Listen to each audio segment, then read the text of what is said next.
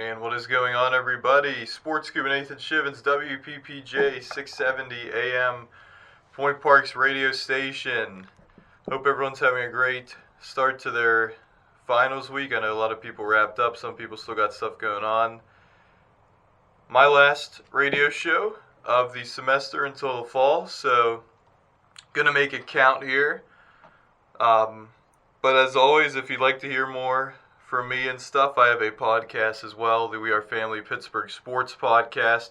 We have new episodes every week, talking about the latest happenings in Pittsburgh sports and beyond. So we're going to have another one this week. We just put one out last week reacting to the Steelers NFL draft and their selections and what we made of them. And we talked Pens a little bit, talked a little bit about the Pirates. So check that out if you'd like as well.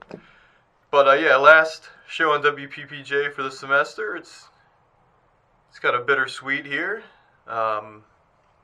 because obviously not going to be on WPPJ for a while, but it's been a great time having a radio show. I'm very thankful to WPPJ for the opportunity to blab about sports every week for an hour on Monday afternoons. So without further ado, I'm just going to get right into the show, what we got planned here to discuss. Obviously going to talk about the Pirates and their sweep of the Reds after being swept by St. Louis, a very uneven 3-4 homestand that ended on a positive note going into the West Coast road trip to Arizona and San Francisco. So, you're going to talk about the Buccos, going to talk about the Penguins, obviously losing in the first round in 6 games to Philadelphia. Kind of an unfortunate Game 6, but hey, I mean, I'll get into it. I'll get into why it's unfortunate and everything as well. And I'm going to talk a little bit about Aaron Rodgers, just because the Steelers, look at the Steelers. They're putting their foot down on Aaron Rodgers. People are saying, even though they're not. So I'm going to talk about Aaron Rodgers. Going to talk about Drew Aller, Will Howard, how the quarterback room shakes out for the Steelers a little bit, and we're going to talk NBA playoffs because there's been some surprising results. Obviously, I got to talk about the Magic and their collapse. I mean, they were 2 quarters from winning in 6 against the Detroit Pistons, the number 1 seed in the East, and I've never seen a collapse like that. I mean, they just didn't make a shot for 10 minutes. I mean, it was insane. It's just really unheard of. And then obviously they didn't score at all in Game 7, and they got blown out by Detroit. And Jamal Mosley's probably going to lose his job, and we'll see what happens with Orlando going forward. But yeah, there's some surprising first-round matchups, and I'm going to preview some of these second-round matchups as well later in the show. So that's what's going on. I'm going to start with the Buccos, who really, I mean, like I said, an uneven 7-game homestand. Obviously, you like to finish better than 3-4, but given the 0-4 start to the homestand that the Pirates found themselves in, you're going to take 3-4 in the end. I think the tone was set in that first game against St. Louis, where you're just dominating from a pitching standpoint. St. Louis, it's a perfect game, or a no-hitter. St. Louis isn't doing anything offensively at all. And everything's working out. You bring Santana in the 9th to close it out. You get an out. You just need 2 more outs, and you squander the lead. And that, after just, like I said, a dominant pitching performance by several relievers. It was a bullpen game for the Pirates, that Monday game last week. And it's just really unfortunate how that went. But then from there, it was just St. Louis. St. Louis just has the Pirates' number typically. And they've been a better team typically. Almost always, they've been a better team. But now, it's clear, the Pirates have a better overall roster than the St. Louis Cardinals. I mean, that's not a wild take. Everybody had the Cardinals dead last in the National League Central going into the season. Yet here they are sweeping the Pirates and then winning 2 of 3 against the Dodgers. So I mean, they're showing they're for real. But a part of it too is like you got to score more runs off of a Dustin May. The Pirates never score runs off of Andre Palante. Some of these guys, Michael McGreevy. I mean, what are we talking about here with some of these St. Louis starters? And so the Pirates, they didn't score enough runs against the Cardinals, but a couple games they did score a bunch of runs, but they gave up a bunch more. And it was a sloppy series defensively.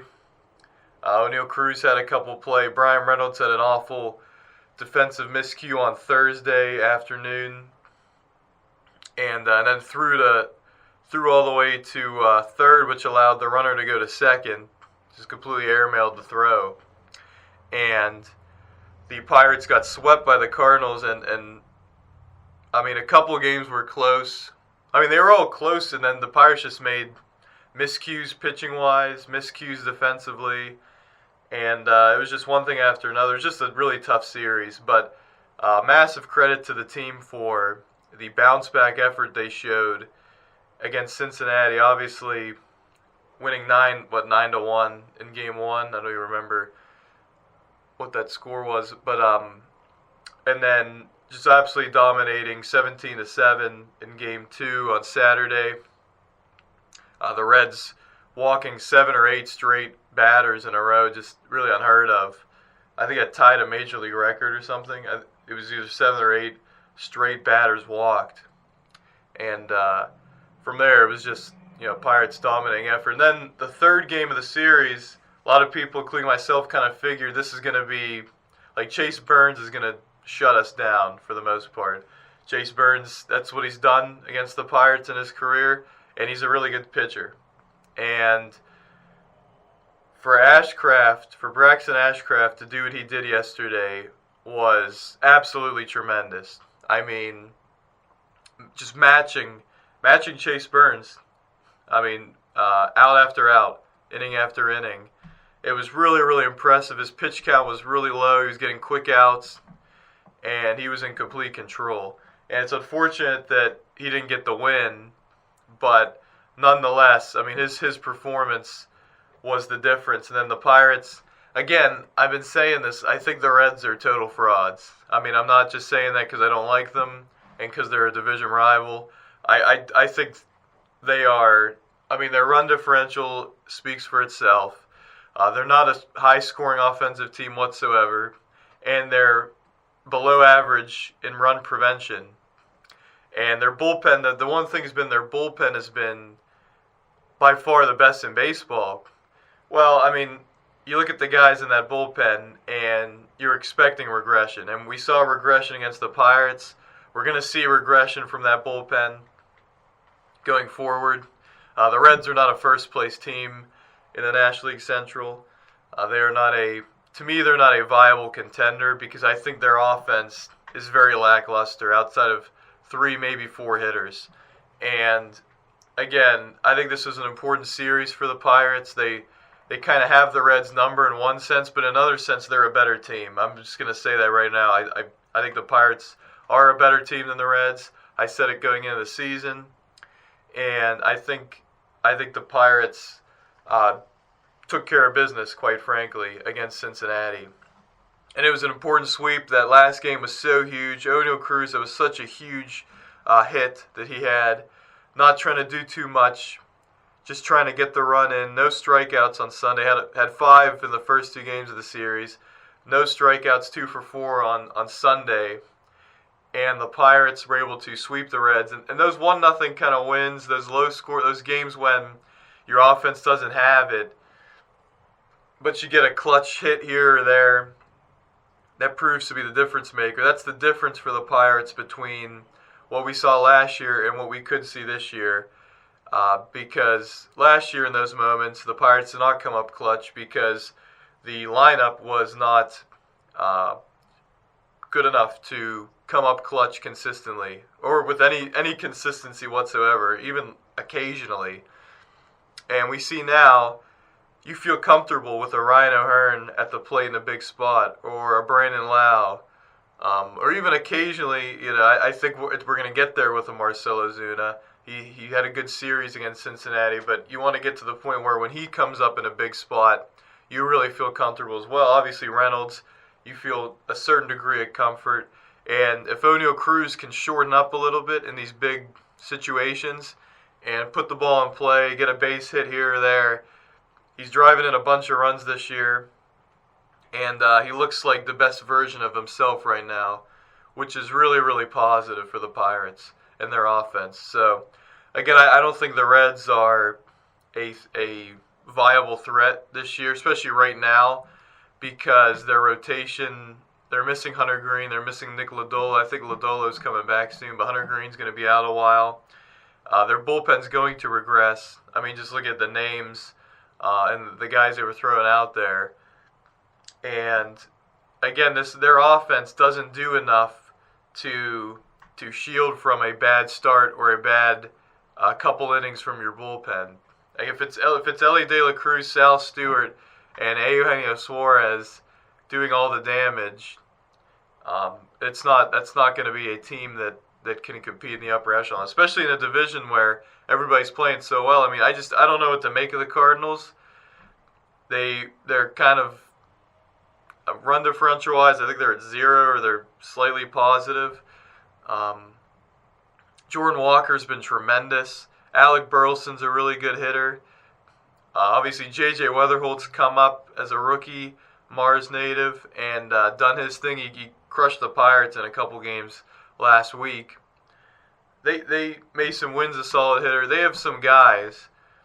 Obviously, they traded away Brendan Donovan. They traded away Nolan Arenado. But they have some guys, and I think they're going to fade at some point. But they are the St. Louis Cardinals. They do always seem to be in the mix, even when, like, the last several years, talent-wise, they don't look like a viable team. So they're going to somehow win 80 games, like our worst fears being imagined with the St. Louis Cardinals. They just always find a way. And, they took 2 or 3 from the Dodgers, looked pretty good. Like Michael McGreevy, pitching well against the Dodgers. It's just kind of crazy what's happening right now with the Cardinals and with their overall team. But again, I think the best 3 teams in the division clearly are the Cubs, Brewers, and Pirates. I think the Pirates showed, in that series against Milwaukee and against Chicago that they can not only hang, but they have an argument to be right there and even better than those teams. And it'll be interesting. I saw the first couple articles of the MLB season about the trade deadline and what teams should do. And there's already one about the Pirates and what they could do to continue to improve their lineup. And it's been, Reynolds has kind of had so far the season that he's kind of had before last season. He's hitting 260 something with a little bit of home run power and an OPS hovering around 800. That's what you want to see from Reynolds. That's kind of Mr. Consistency, what he's been. Obviously, O'Hearn has been a godsend. He's been tremendous for this Pirates team. Lau's been tremendous, and Ozuna's been better recently. If he continues to hit better, and then Connor Griffin's been hitting really well recently. Kind of went through that adjustment phase a little bit the first few weeks, and now he's seeing the ball really well. He's driving the ball to left center and to center field and showing his power and extra base power. If he out of the 7 or 8 spot is hitting like that, then this lineup becomes really dangerous. And they showed a lot against the Reds, scoring a bunch of runs. They've scored, they're top 7 or top 6 in runs scored this season so far. And if they keep this up, they will be a playoff team. There's no shot they're not. With the pitching they were expected to be getting and that they are getting, they will be a playoff team. If this offense is top 10, this is a really dangerous team going forward. Even in the National League, maybe especially in the National League, where it really only looks like the Dodgers. It looks like the Dodgers are head and shoulders above everyone, but there's an opportunity for that second and third kind of ranks in the National League and the Braves, actually. The Braves have been really good too, but maybe third or fourth kind of in the National League, where you're looking at the Pirates, you're looking at Milwaukee, Chicago, the Padres, with Philadelphia and the Mets really struggling in the early portions of this season. So there's a lot of stuff happening with the Pirates here. They go to Arizona, they go to San Francisco. Ideally, they win both series. I mean, they're better than both the Diamondbacks and the Giants. Now, the Pirates have issues sometimes in Arizona at Chase Field. Is it still Chase Field? I think it is. And in San Francisco sometimes, but the Giants can't hit. I mean, this is crazy what we're seeing with the Giants. I picked them to be second in the West, and that looks really bad right now because they just can't hit at all. And Rafael Devers has really struggled. That whole lineup has really struggled. And I mean, I think they just got swept by Tampa. They lost like 6 in a row. And Arizona can't pitch consistently whatsoever. And they have a solid offense, but they're playing from behind pretty frequently. They just got swept, I think, by the Cubs. And so the Pirates should, and last season the Pirates were successful in Arizona. They either swept or they took 2 or 3 in Phoenix. So if the Pirates are able to win both those series, come home with a winning road trip, that would be ideal. I know they play the Rockies after that at home, who've been very feisty this season, and the Phillies, who haven't been feisty at all, haven't been very good. So we will see how the Pirates do going forward. And if they can continue with the momentum now they have, it's so crazy how things change. I mean, you have that 4-game sweep by the Cardinals, 5-game losing streak overall for the Pirates, and you're like, oh my goodness, like this is bad. Now, oh my goodness, they're last in the division now. You can't, lose a bunch of games here. You're going to lose a lot of ground in the division to. We just swept the Reds. We're a game and a half behind them. We're 3 games out in the division, 3.5 of first, and there's plenty of season left, and we're playing some inferior opponents that we should handle coming up. So I think the outlook for the team in the span of a few days has really shifted and changed, and I think the Pirates are going to be fine. I think they're going to be fine. Again, 19-16. This is kind of where you want to be early in the season, stay afloat, and then as you go forward, keep winning series, keep having good performances, and if you're in it at the trade deadline, make a swing and try to get this team in the playoffs, and with a good seed and with a chance to pull off some upsets or just be the favorites and win.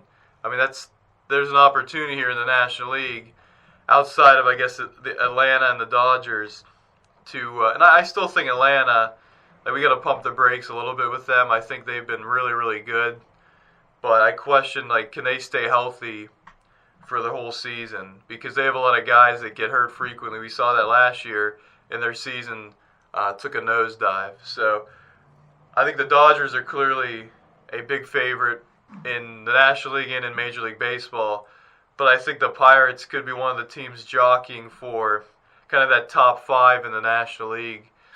With a lot of these teams, we're finding out, Miami, the Nationals, obviously Phillies and Mets, San Francisco, Arizona, Colorado having major deficiencies in some areas. So it's there for the taking for the Pirates to make the playoffs. I know Fangraphs has been high on them all season, even before the season, to make the playoffs. And so we will just have to see with that where this goes. It's a long season, obviously, and we will see where the Pirates are at going forward here.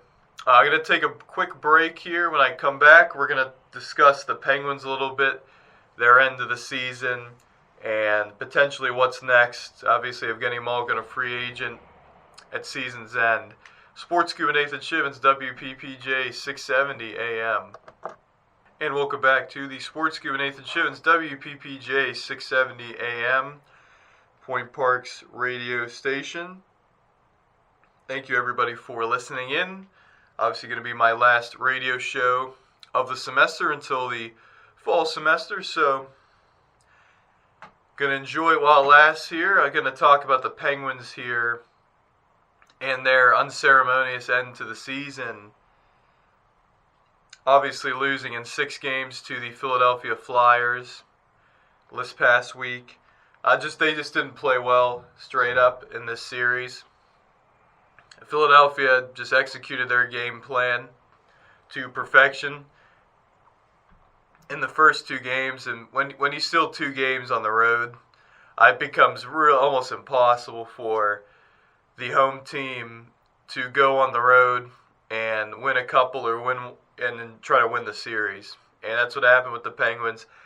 And they were this close. They were so close so many times to forcing a Game 7 back at home at PPG Paints Arena, because that game 0-0 goes into overtime, and the Penguins had a bunch of chances. They were dominating. They dominated the third period. They dominated overtime. And Dan Vladar for Philadelphia was just so good in net and was just stopping everything. But also the chances themselves weren't the greatest for the Penguins.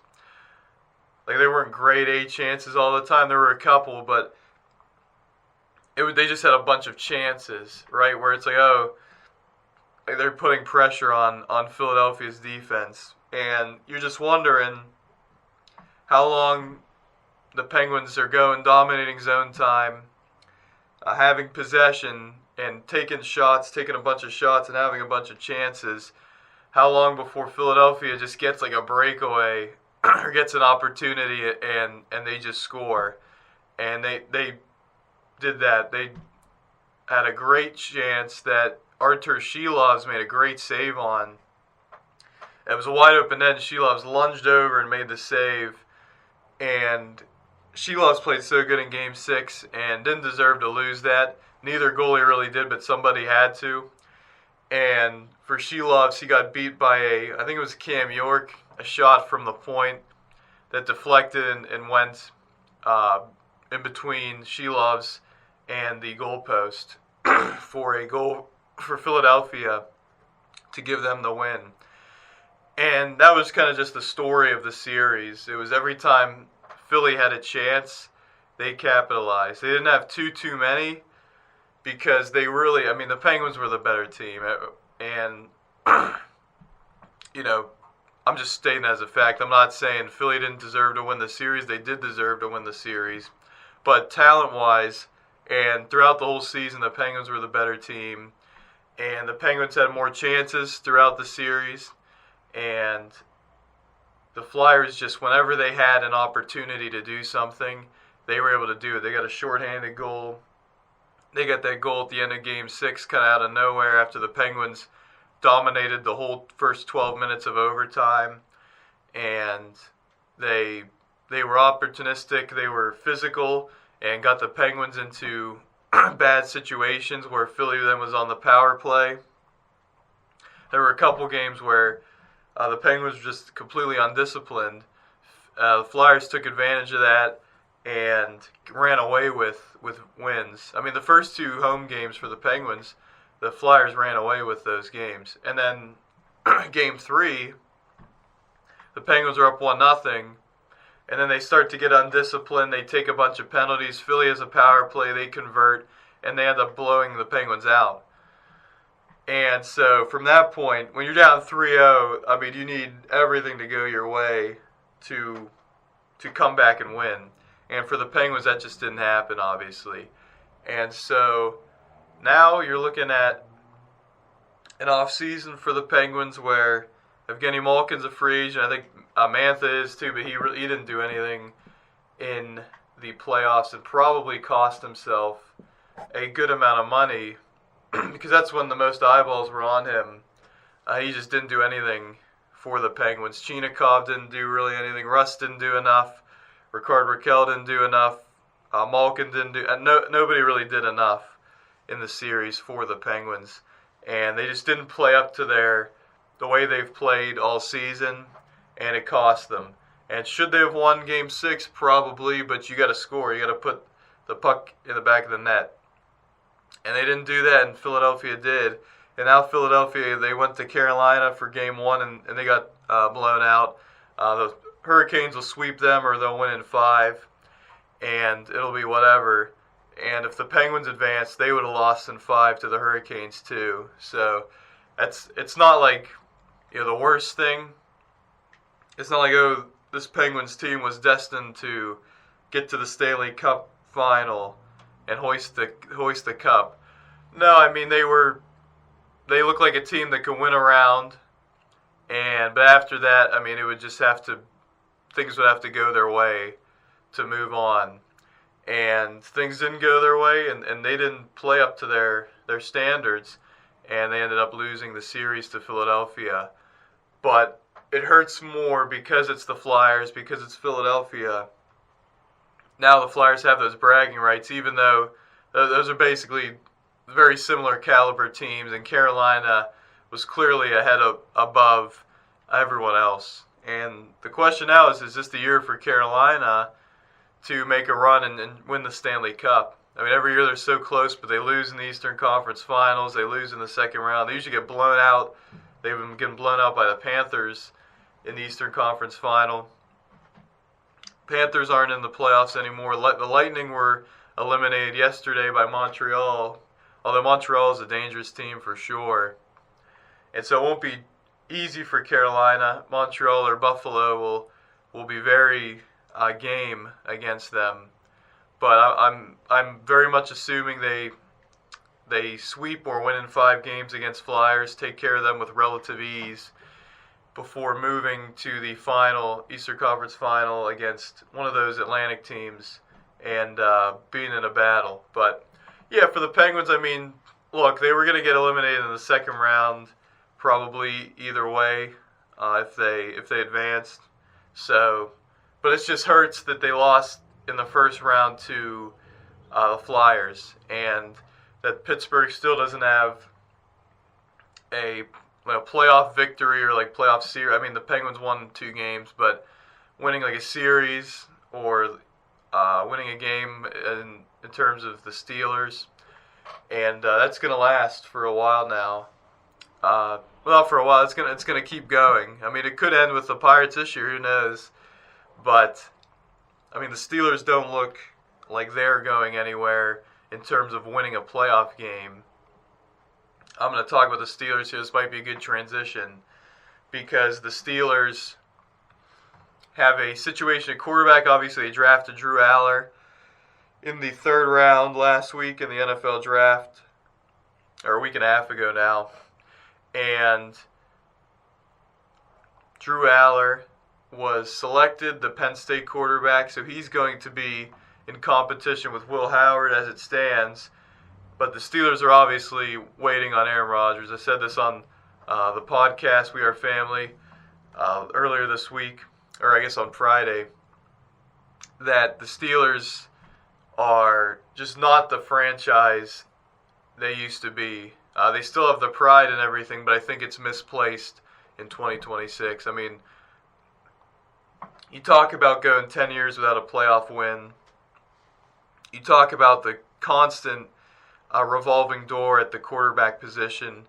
You talk about by far the highest paid defense in football with the results never showing exactly. And you talk about an offense that hasn't been developed and hasn't been top 15 in a long time. I mean, those are marks of a franchise closer to a Jacksonville or, not the Jets or the Browns or something, but those are marks of a team that are in a franchise that is bottom 10, bottom 15, bottom half of the league kind of franchise. The Steelers have been a bottom half of the league franchise the last 10 years. I mean, that's clear as day.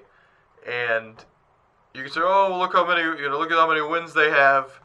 They're 10th, 11th, or whatever in the league in that span or whatever.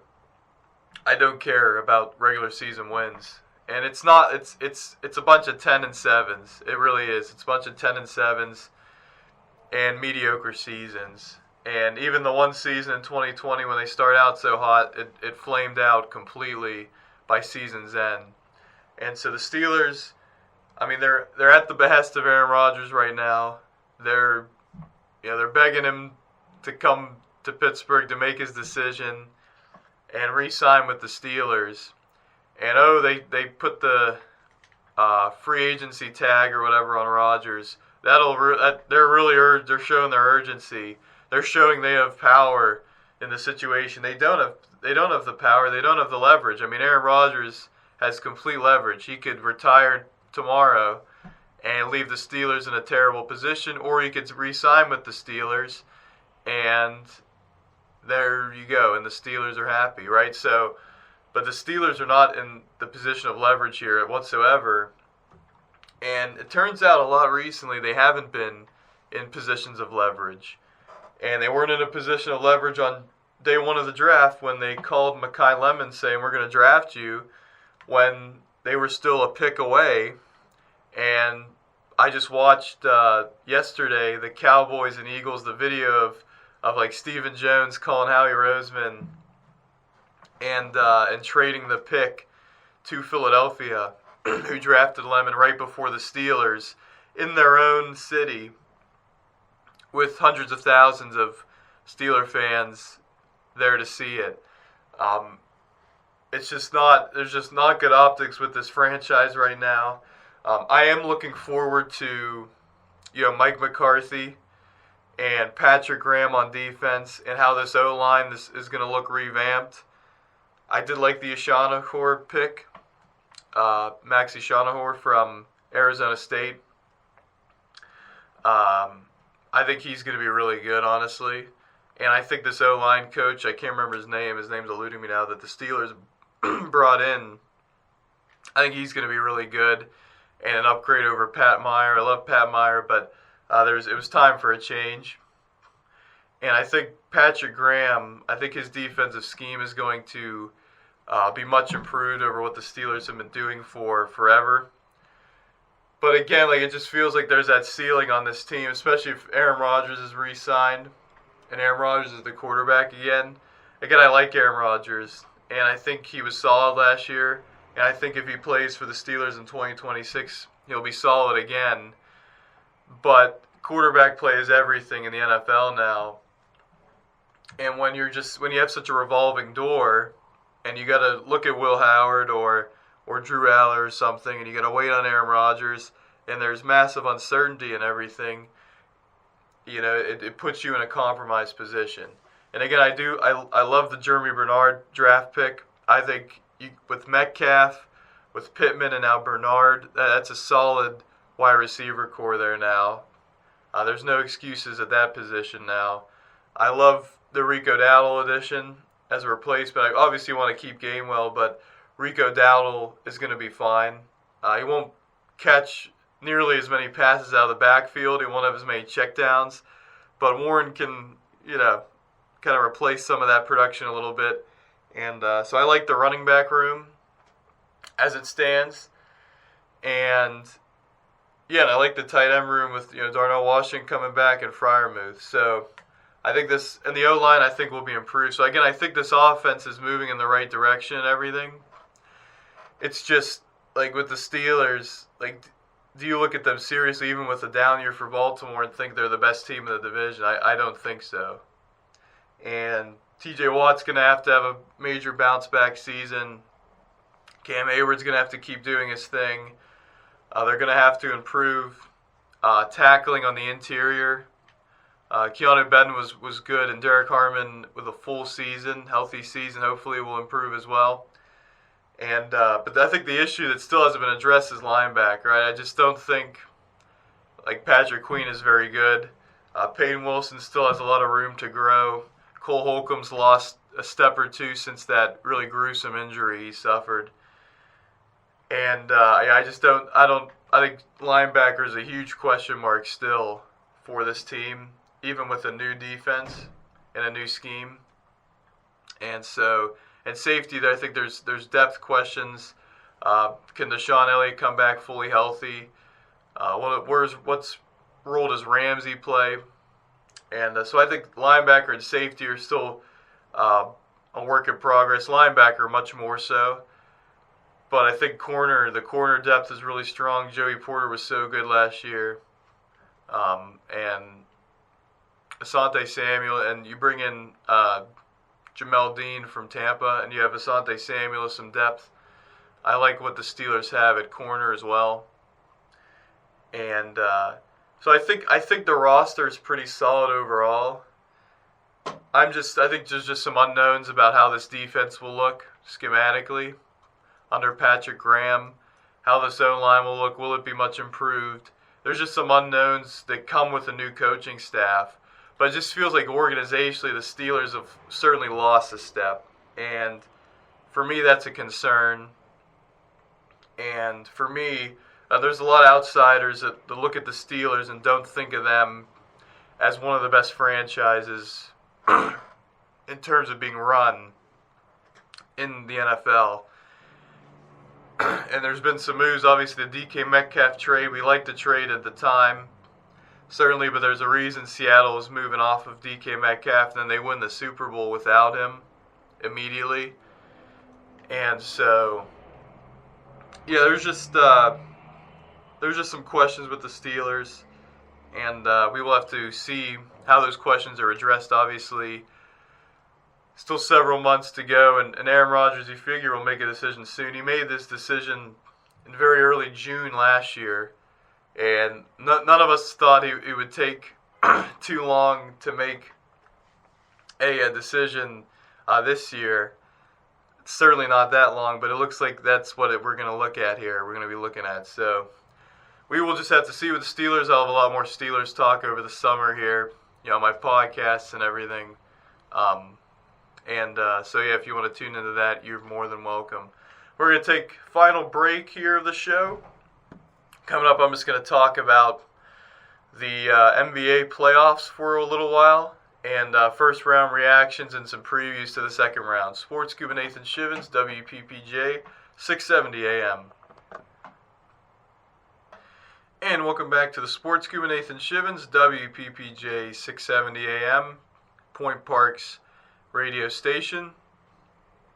Final segment of the semester here, and I just want to close out talking about the NBA playoffs, which has been pretty good so far in that first round. There were some series that were completely non-competitive, the ones kind of we expected.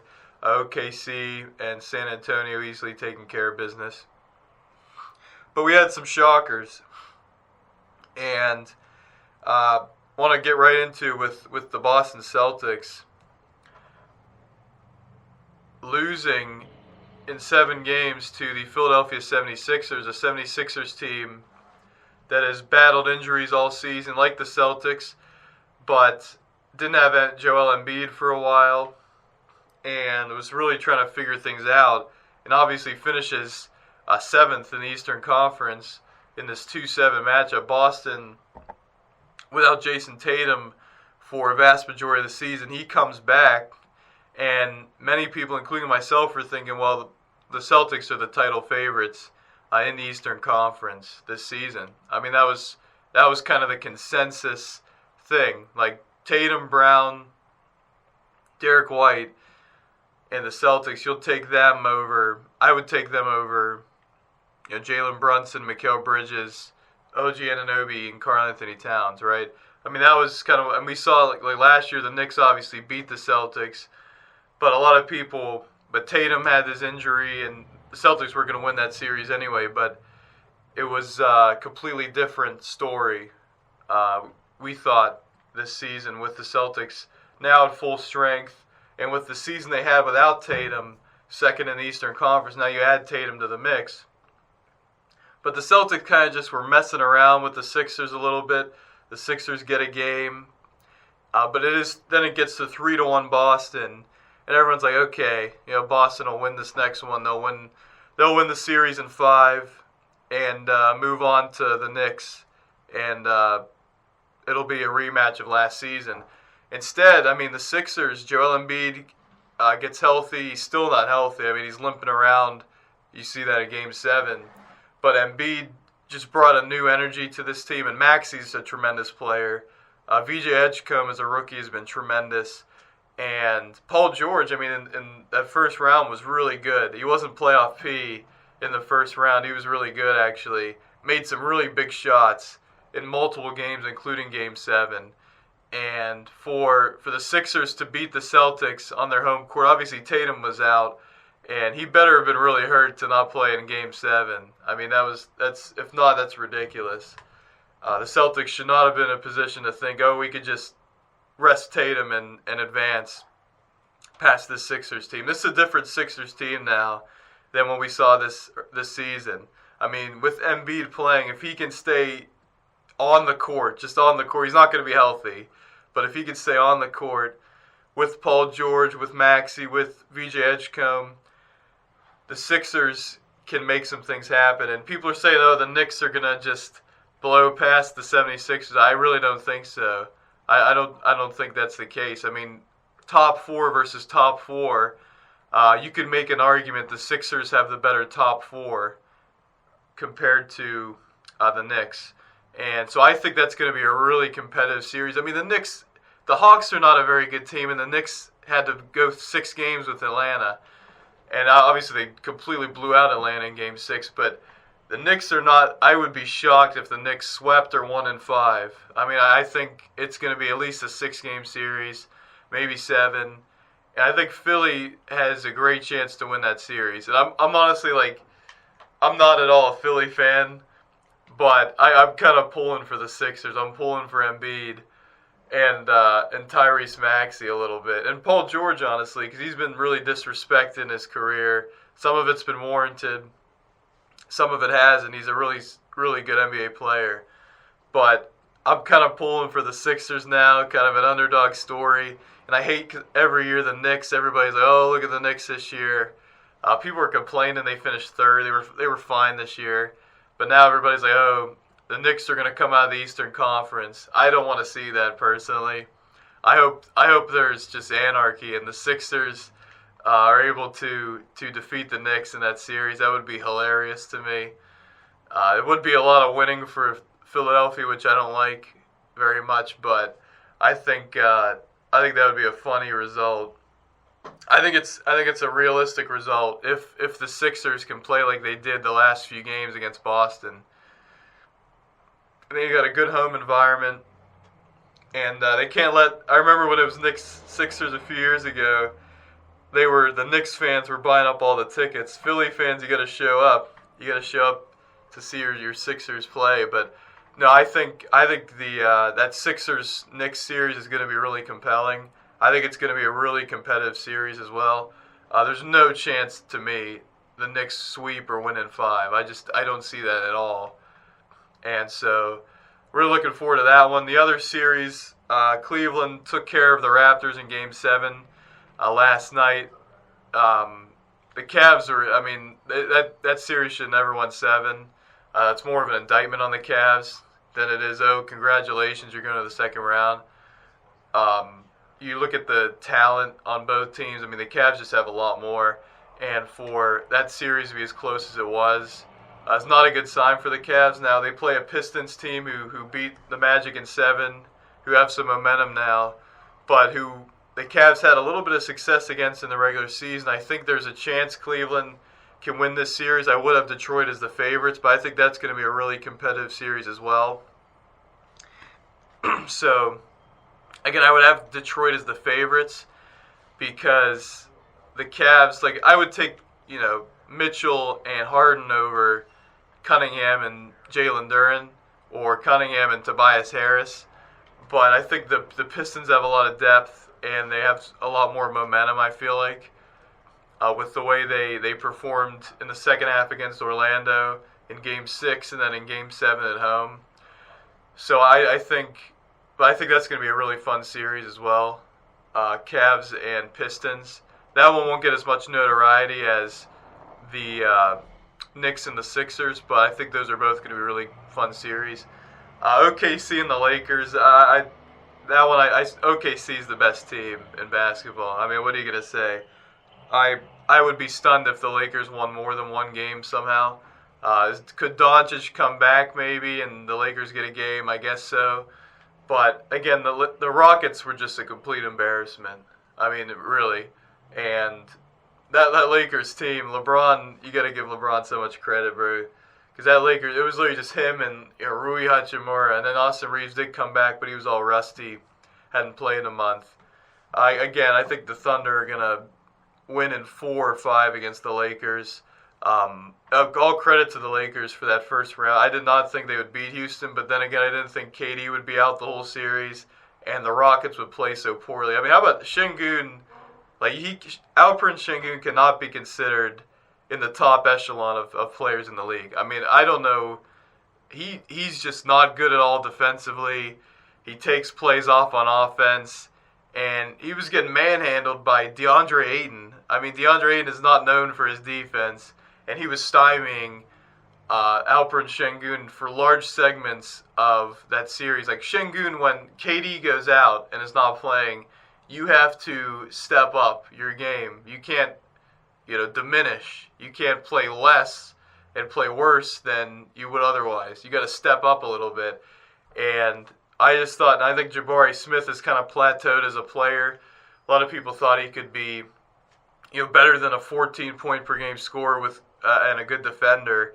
But he's kind of shown that that's who he is. And Amen Thompson hasn't quite taken that leap yet. Certainly shooting-wise, he can't shoot the ball. And that's the thing that makes Houston really vulnerable in the playoffs. We saw it last year. I mean, they're all drives. They just drive to the hoop.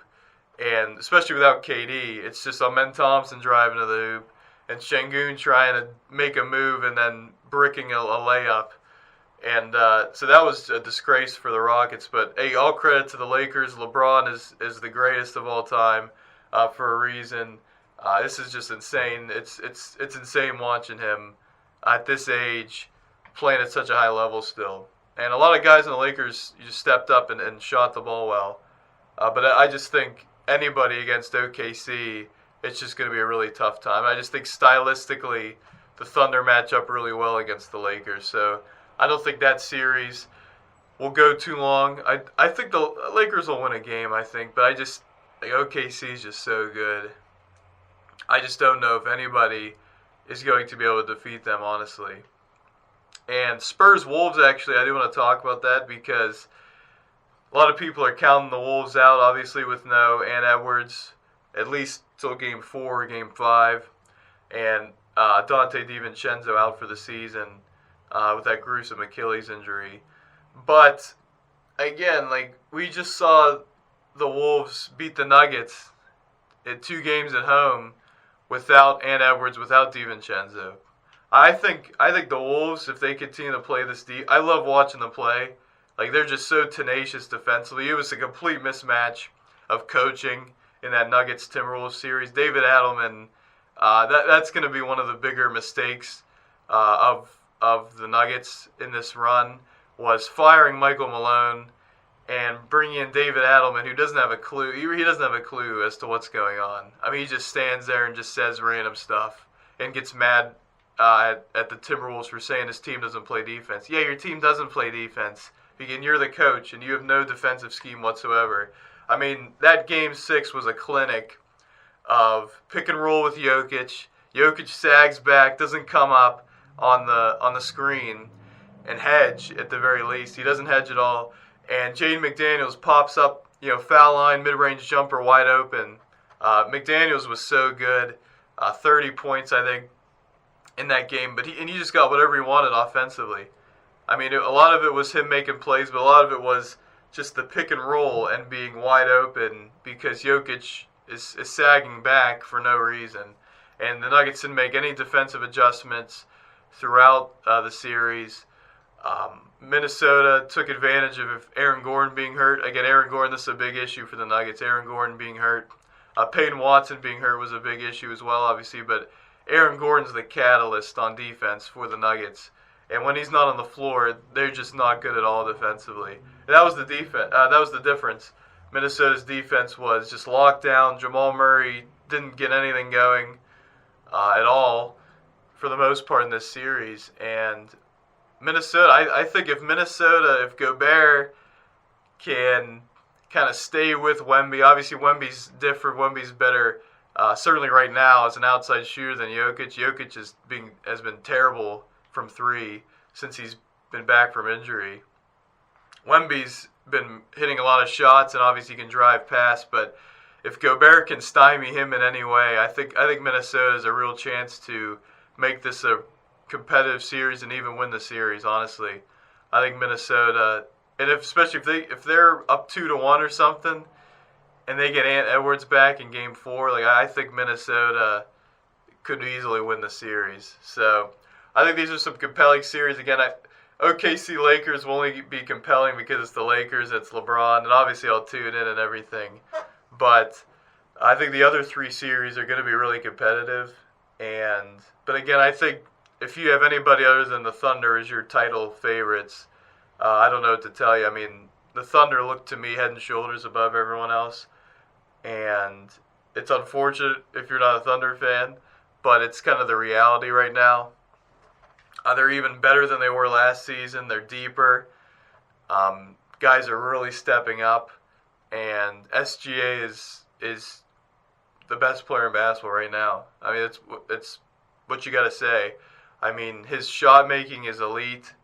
You can talk about the foul baiting or whatever, but his shot making is elite, and he's been great for the Thunder. But that's going to do it for the Sports Scoop, the last one of the semester. Thank you, everybody, for tuning in. Hope you have a great finals week. Hope you have a great summer. And we'll see you in the fall. Sports Scoop with Nathan Schivins, WPPJ 670 AM.